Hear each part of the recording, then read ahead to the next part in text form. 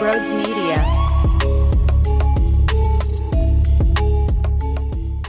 Yo, what's going on, everybody? Welcome on into a Football Friday.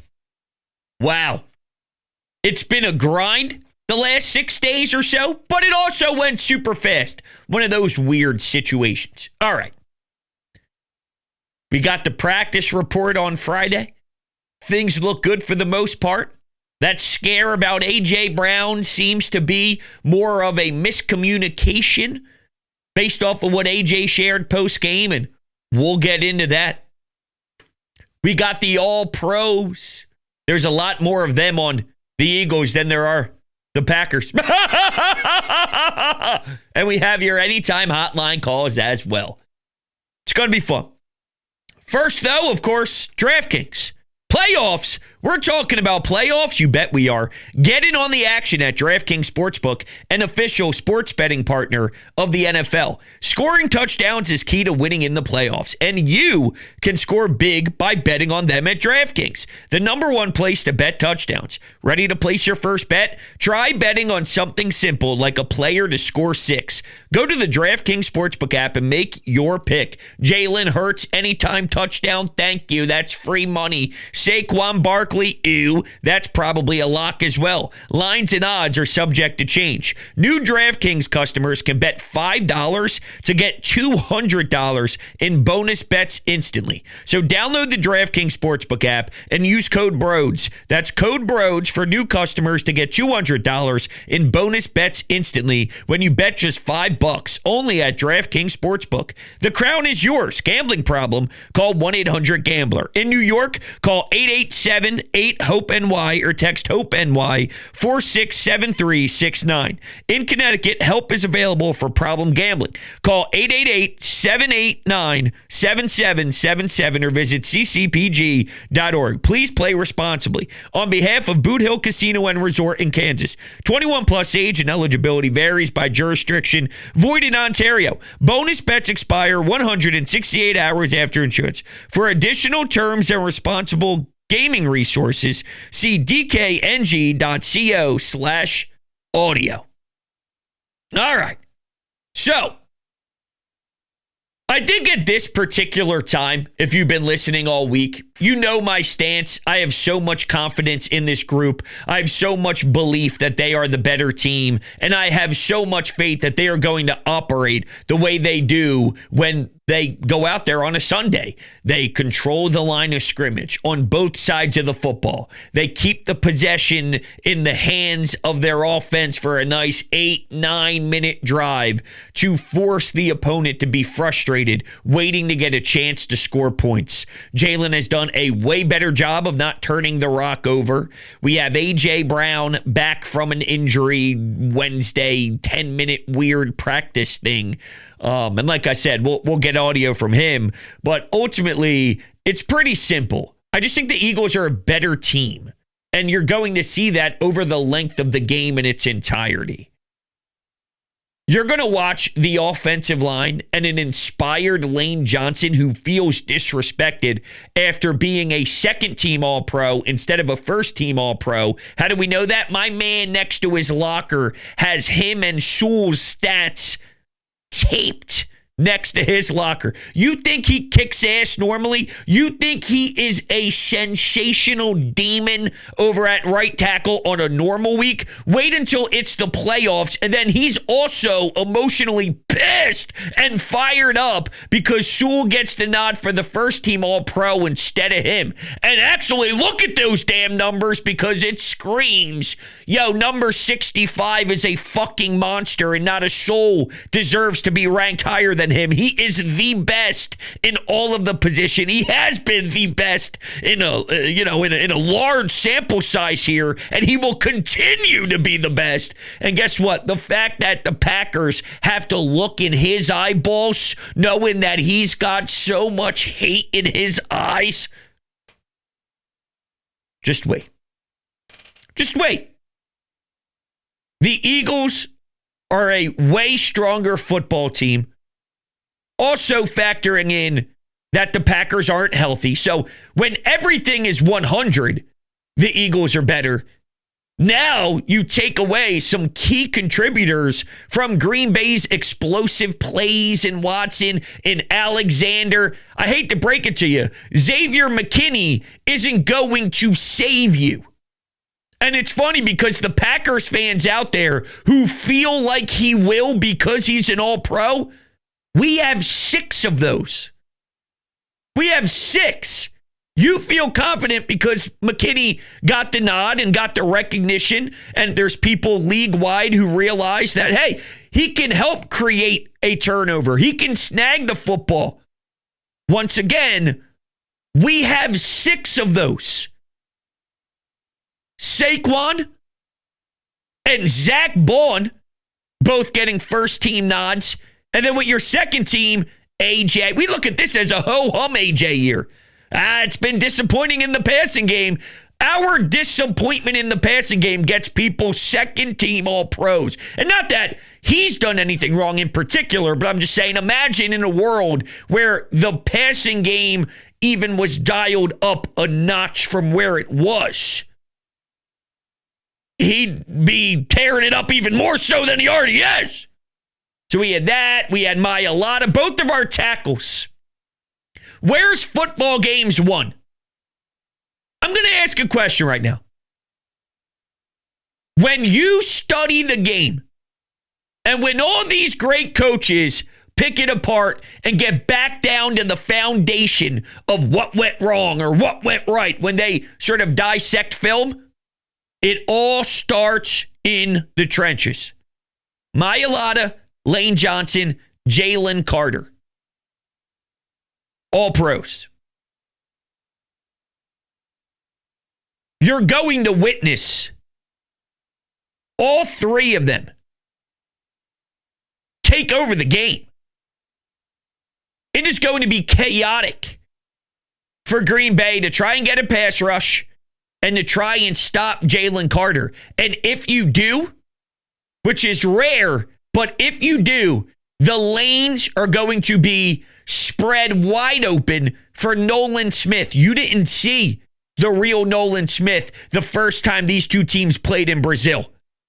We were still trying to get Bryce Huff's head out of his ass, and the problem is I don't think that's humanly possible. So he's a flat-out stiff. Now, you got a 2,000-yard rusher. You got an offensive line that as a 5-man unit, there's not a defensive line that's excited for that challenge. And if you are, you're stupid because you're going to get mauled. But every single one of those men that have to see Landon Dickerson, that has to watch Mekhi Becton 5 feet away from him, they do realize that the test isn't going to be passed. You don't have the answers to the test. You can try whatever is in your bag of tricks.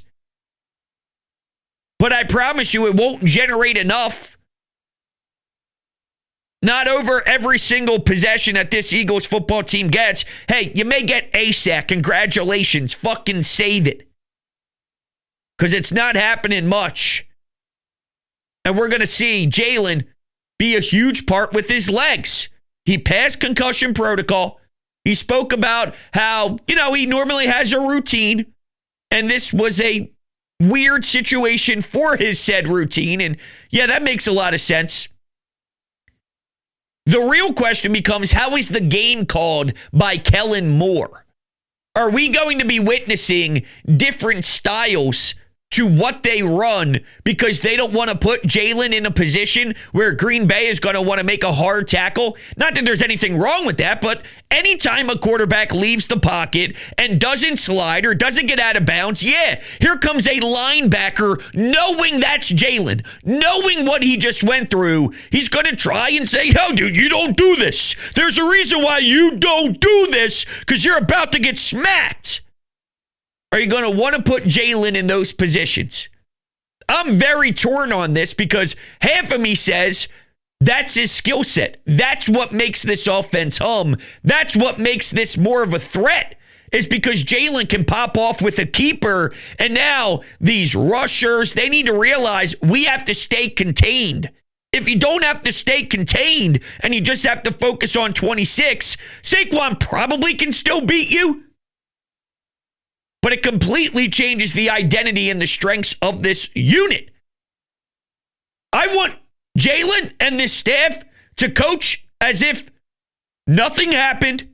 Like, this is the other side of me now. Part of me goes, I don't want to get him hurt. The other side says, I want him to go out there and just play. And I lean towards that. Maybe it's 60-40. I lean towards, this is your playbook. This is who you've been all year. This is money time. This is winning time. This is the postseason. This isn't a random Week 12 game where you can just try and sneak by. Not trying to eke out anything. It's the playoffs. So go play. Play the way you play. Because when you do, this team's filthy. And it's on Jalen to be smart about it. Get out of bounds. Don't take that extra shot. You know, if it's close, do you want him to lean on the side of caution in the first quarter compared to if it's the fourth quarter? What if it's a 4th and 4? It's a 3-point game. You're up. Jalen is in the pocket, realizes there's good coverage, so he escapes, and it's a collision course at the sticks. You either take the shot and get the first down, or you try and sneak out of bounds super quickly and maybe reach the ball over the yellow line, but you might not get it, and it's a 50-50 coin flip. In the fourth quarter, hey, let's keep this drive alive and let's milk the clock the same way we did against the Pittsburgh Steelers for 10 minutes. But what if it's the first quarter in a 0-0 game and you could just punt it away and have your all-time defense go out there and make a stand? Does it change your opinion if you're Kellen Moore based off of what time of the game it is? And if so, is that going to limit you?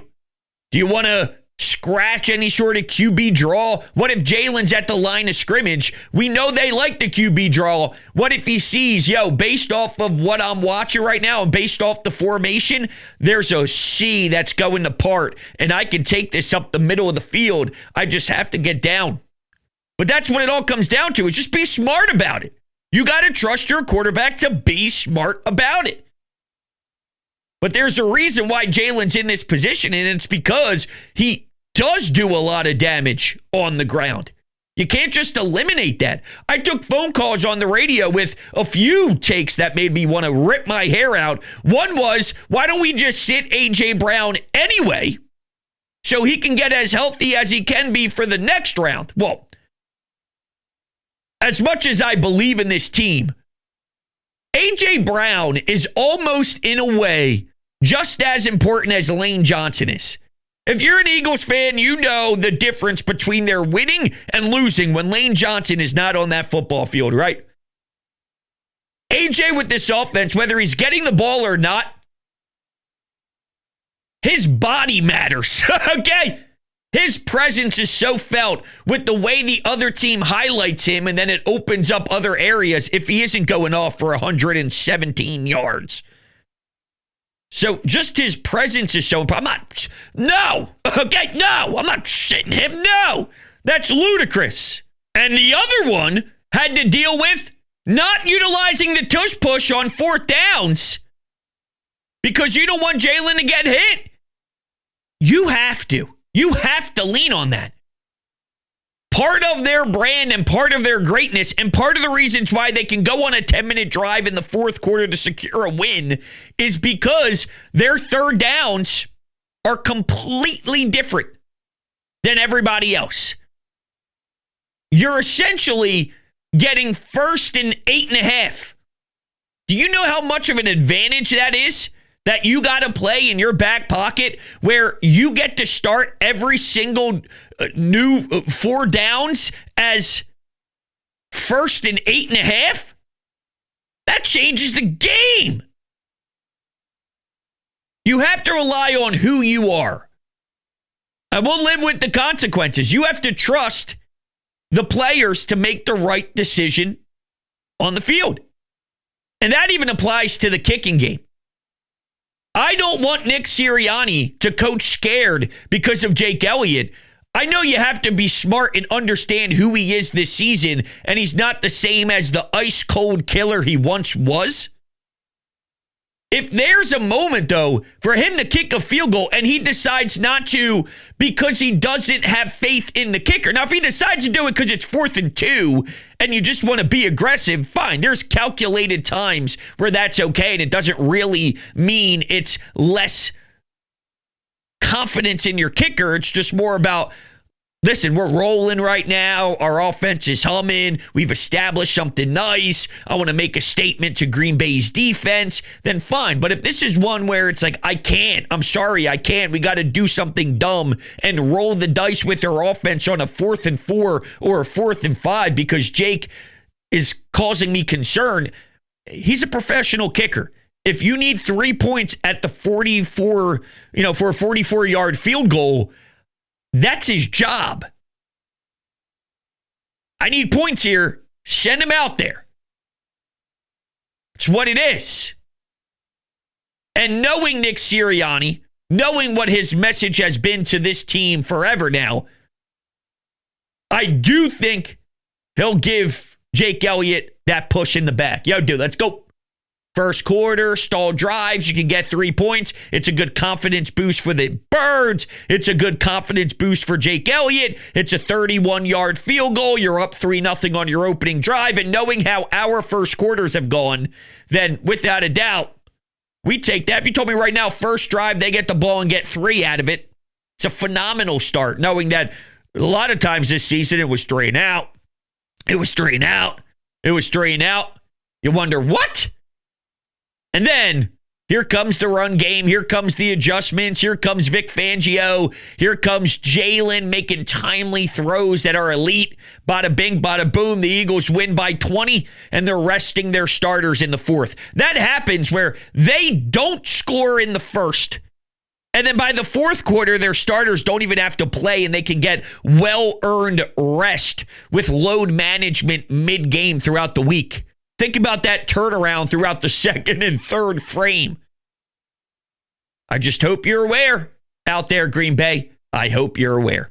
All right, let's listen to some audio. Before we do, though, thank you all so much for being here. I greatly appreciate it. I love you all to death. If you are new to the channel, make sure you hit the subscribe button and hit the thumbs up button as well. You can take these shows on the road with you on Apple Podcasts, Spotify, any of your podcasting platforms. And if you leave a 5-star rating and a review over there and subscribe, it will mean the absolute world. So thank you for all the crazy and the obnoxious amount of love. It doesn't go unnoticed. And also, don't forget about my friends over at Garage Beer. There's nothing better than light beer that touches your lips and flows down the esophagus while watching sports with the fellas. You know what I'm saying? You walk in, everyone's like, yo, Brodes, what's up, dude? And you got cases, and I mean cases of Garage Beer on your shoulders. DrinkGarageBeer.com. It's the best light beer in the world.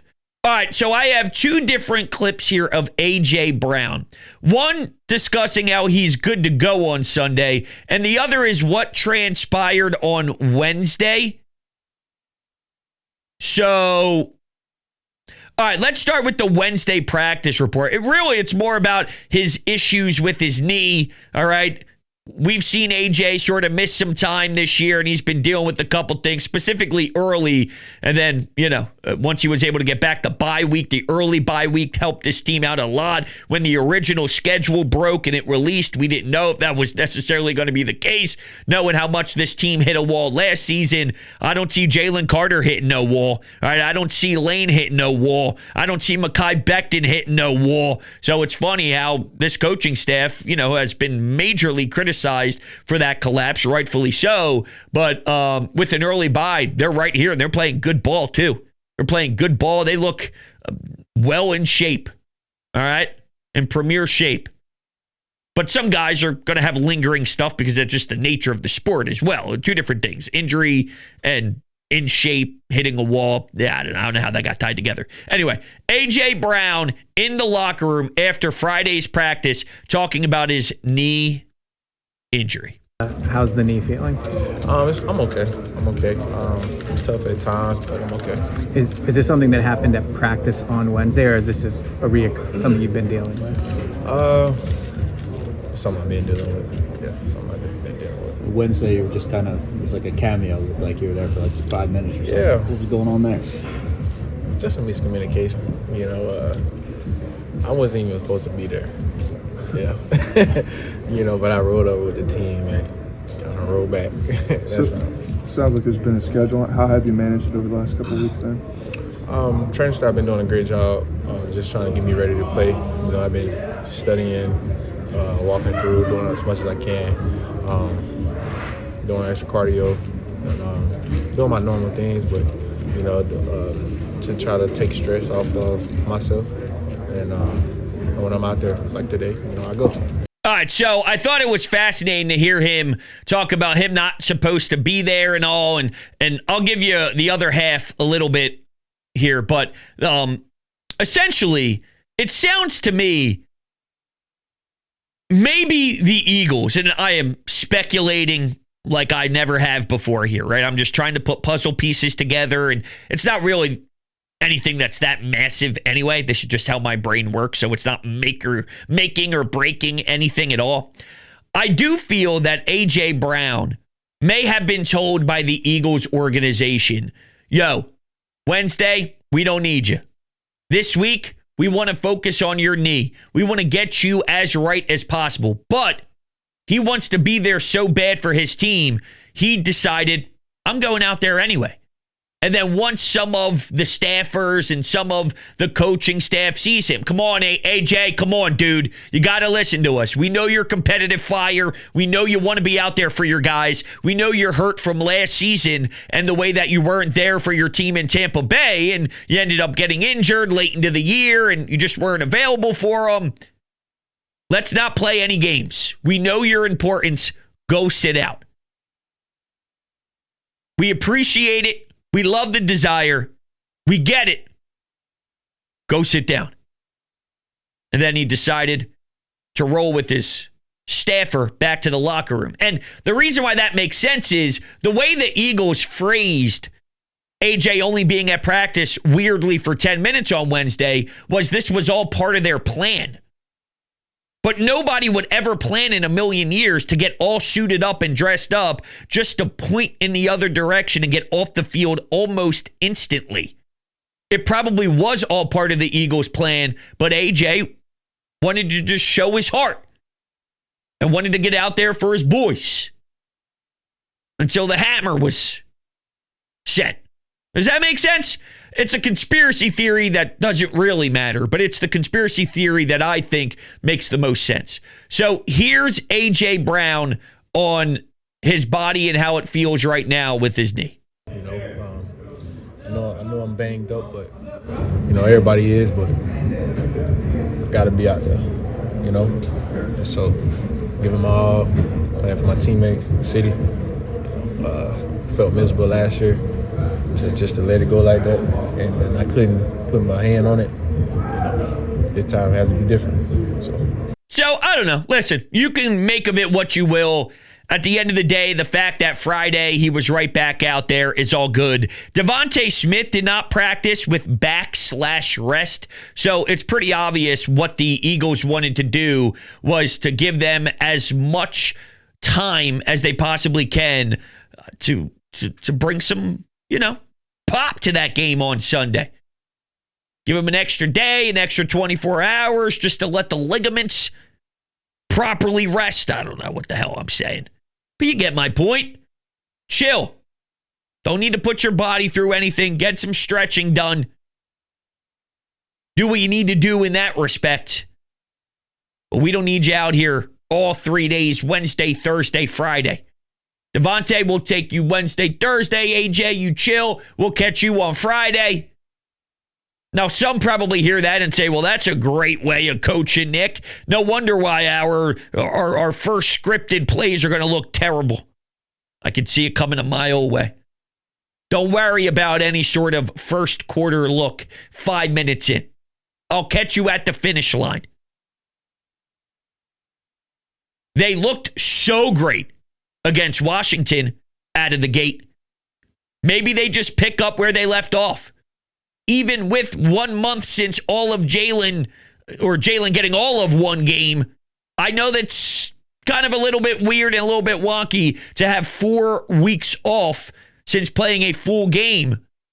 But it's not impossible for him to shine, considering that it seems whenever Jalen Hurts gets ruled out, not ruled out, physically ruled out, but ruled out in regards to doubt. People feel he can't do X, Y, and Z. People think there's going to be a ton of rust. People are wondering if this is the upset of the weekend. Oh, Green Bay has a chance. The Packers are a great team. The Packers are better than a traditional 7th seed. The Packers have a run game. This, that, and the other. It's all been through our television screen and all sorts of different platforms out there. You could pretend you don't hear it, but they absolutely 1,000% have heard it. And normally when Jalen gets hit with a wave of some sort of questions, he stands up to it big time and does more than just respond, but he fucks shit up. So would it surprise you if he fucked shit up on Sunday without skipping a beat from where he was in that first 11 snap run against Washington? Because I wouldn't. I feel great about my team, as we should. As we should. Now, I do want to play audio from the WIP afternoon show. I love Spike to death. I love him. I disagree with his lack of faith in the Eagles, though. This was Spike talking about this matchup with Green Bay on Friday. Take a listen. The Eagles are favored, and they should be favored. The Eagles are the more talented team for sure. But I just don't think there's enough respect and nerves around here facing the Green Bay Packers. I think everybody needs to be a little more nervous and a little more respectful about the team that we are facing on Sunday. People are acting like this is a normal 7 seed. The Green Bay Packers. This is not a normal 7 seed. This is a team with a top 5 offense and a top 5 defense. If they weren't in the NFC North, they'd probably have won 13 or 14 games. This is a team who has a QB who has been very, very good the second half of this year, who had turnover problems in the first half of this year, but has not had that. It's a team that has explosive plays on offense. It's a team that scores points. And do they have injuries? Sure, they've got a couple of injuries. They have one on offense, one on defense. But let's not act like we haven't been infected by that too. People are playing, but Jalen Hurts hasn't practiced or played. He's practiced twice now. Hasn't played a game in 3 weeks. A.J. Brown hasn't practiced in 2 weeks with a knee. Devontae Smith was out of practice today, I guess, as a precaution because of back spasms. We did lose our best edge rusher in the middle of the season, which we've made up for, but we did lose it. We are not going into this game perfect either. So, again, the Eagles are a favorite. They should be the favorite, but I feel like there's not enough respect and not enough nerves going into this game. I don't think it's ludicrous to not be nervous, because when you get all of the substance that you were given this year, and when I say substance, essentially the results from the schedule, we're a 14-win football team. That's nothing to sneeze at. And while maybe Green Bay would have a couple of more wins if they didn't have to face Minnesota or the Vikings, and let's say you flip-flop that with a random NFC South team or something, that doesn't change. If they were an 11-win team now, and they're the same team, but you just changed who they played, so they were able to get another win because they didn't play Detroit. They're still the same team. And when you line the Eagles up against this team, regardless on if they switched out a couple opponents on their regular season, the Eagles are better. The Eagles are better in every single way. If you went through position by position where the Eagles stand out compared to the Packers, it's night and day. It's two totally different extremes. So it's not for a lack of disrespect. Or a lack of respect. It's not disrespecting what the opponent is. It's just really understanding the greatness of what we have here. It's less about opponent, more about here. And what we have is 6 All-Pros. What they have is 1 All-Pro. And that's not the end-all, be-all. But that's why the ones who aren't nervous and the ones that have a lot of belief in this group, that's why we have that, is to your point. You mentioned, Spike, how much that this team should win. They have the better team. Exactly. So, what have they shown me where I should raise the alarms right now? If they were a team with this much talent and underachieved this year and went 9-8 or 10-7, and they didn't win the division, they were walking, then I go, yeah, I mean, look, I don't know. Okay, I don't know. They haven't really been who we wanted them to be. They'll probably underachieve. I'm nervous about seeing Team X, Y, and Z. Then it makes a lot of sense. But when you win 14, that's strong. That's more than strong. I mean, they went from 2-2, where's the coach going to go after he gets fired, to rolling off a double-digit amount of wins consecutively without skipping a beat, and only lost until the end of the season because their quarterback got kicked out of a game 11 snaps in. CJGJ gets kicked. Well, I say kicked out, but yeah, Jalen got ruled out. CJGJ gets kicked out with horrendous refereeing. Guys were leaving, and Devontae dropped an open pet. They still should have won that game. So maybe you're sick and tired of me saying it, but it really is less about the Packers, and it's more about we have something special here with this roster. And maybe the Packers are, quote, a good team. And I think they are, even with their injuries. I think they're a good team. Most of the time, the teams who make the playoffs are at least good. Yes, maybe a random division winner is more of a 7-win team, an 8-win team once in a while, and then they're just okay or average, fine. But 95% of the teams, the floor of them are good. We're fucking great. See what I'm saying? We're great. So it's not disrespecting. It's respecting. Respecting us. All right? All right, let's go to the Anytime Hotline and listen to you. What's up, bros? It's Josh. I'm just calling leading up to this playoff game with the Packers. Hurts was just cleared from protocol, which is awesome, but we all knew he was going to play. Anyway, the line moved to 5, I think, 5.5, so money's coming in on the Eagles with him being cleared. That's awesome. Definitely going to be going with the Eagles to cover. I think we easily beat the Packers. But I'm tired of hearing people say that Hurts is the only thing that's going to hold us back. And then that guy that said something about, McKee's going to do just fine. The only time that Hurts has played in a massive game in the Super Bowl, I watched him outperform Patrick Mahomes and throw for 300 yards and 2 touchdowns, 3 total rushing, and he only had 2 bad plays a game, and one was a fumble 6 on a missed face mask call. But he's outperformed Mahomes both times he faced him in his career. I have no issue with us beating the Packers. We're going to demolish everybody that stands in our fucking way. Go Birds. I love it. Listen, I agree with you, and I appreciate all the love for Jalen because I'm with you. There's been a lot of slander, a lot of what ifs, a lot of, hey, I don't really like this guy, and we got to roll with it, but he's not my favorite, and all this. And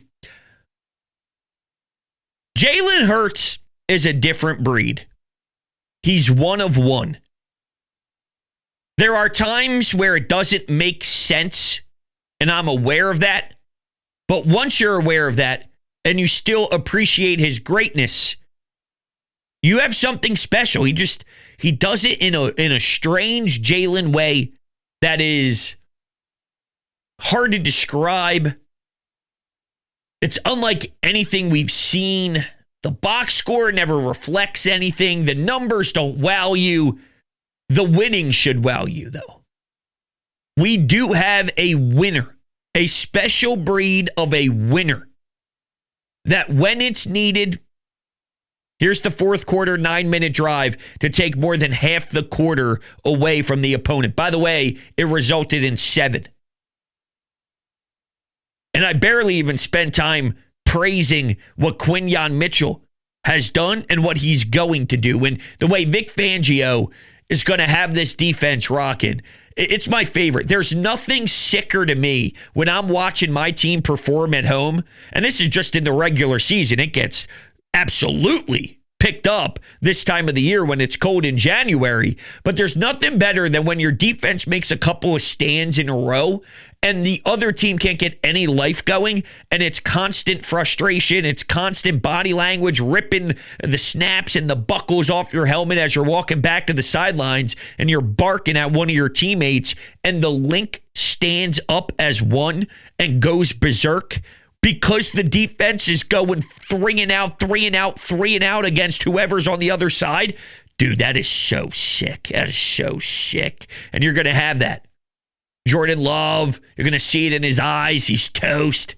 Oh, man, I can't wait. All right, let's take one more and we'll wrap it up. Brodes, I hope you have one more podcast in you before this game. Of course. It's not about the game at all. It's more of just a little rant. How the fuck is Jordan Mailata not on the Pro Bowl and as a second-team All-Pro? Now, listen, Sewell and Wirfs are great tackles, but they're not him. Hot take, the reason is because he did not go the traditional route. Yeah, you know what? I got to be honest with you. That stuff doesn't bother me. I appreciate your phone call. What I care about, though, and I've said this about Zach Wheeler, I've said this about other situations as well in other sports, as long as you give me something that's all-pro worthy, of course I want you to get the accolade, and it sucks when you don't, but the main thing is we have an all-pro left tackle. The main thing is we have an all-pro right tackle and first team deserving. And we get that play on a week-to-week basis. Whether they use that snub to inspire them or not, or whether they're pissed off because they don't get the appreciation they feel they deserve, I don't know what they do with that and how they bottle that up and what that means for the future on how they play the next time they take the field. And is there a correlation with maybe watching them kick ass even more so than we do with the fact that he didn't get the first team? I don't know what happens with it.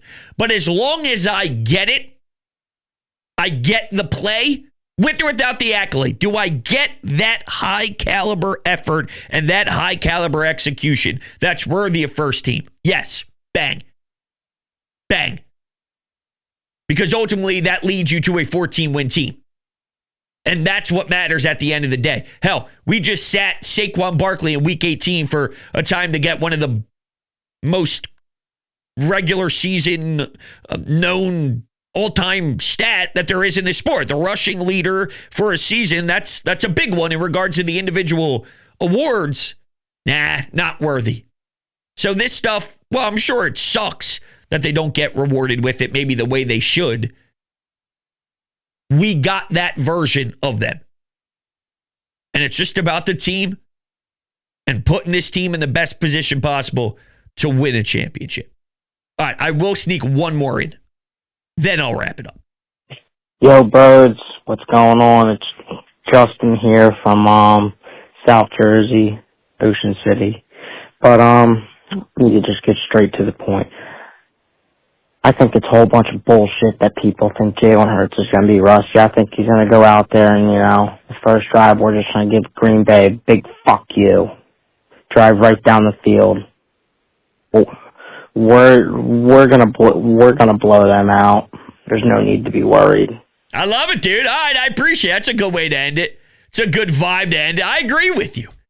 I agree. You know what? Let's will it into existence. 7 points on the opening drive. Oh man. Oh, man. Come on. Come on. Whew. Whew. I'm picturing it now. It's going to be fun. All right, everybody. That's going to do it. Thank you all so much for kicking it. Greatly appreciate all your love. And we'll be talking pretty soon about a postseason W. See you then.